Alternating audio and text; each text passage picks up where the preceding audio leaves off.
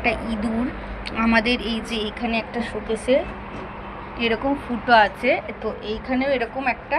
ফুটো আছে, এখানে আটকে গেছে দেখো, কিন্তু বেরোতে পারছে না, মানে পাটা আটকে গেছে, বুঝেছো, কিন্তু বেরোতে পারছে না। তো আমি একটা টুইজার দিয়ে চেষ্টা করলাম কিন্তু পারলাম না,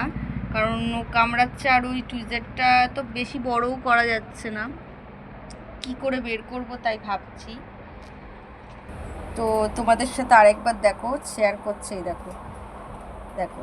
যাতে ও মানে কি বলতো টানের সাথে যাতে বেরিয়ে যায়, বুঝছো, পাটা কোনোভাবে কি আটকে গেছে,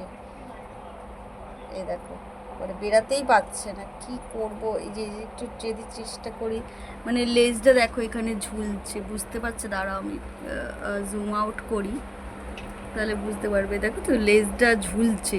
মানে লেজটা সমেত আটকে গেছে, কিভাবে বের করব বুঝতে পারছি না, আমার ভয়ও লাগছে,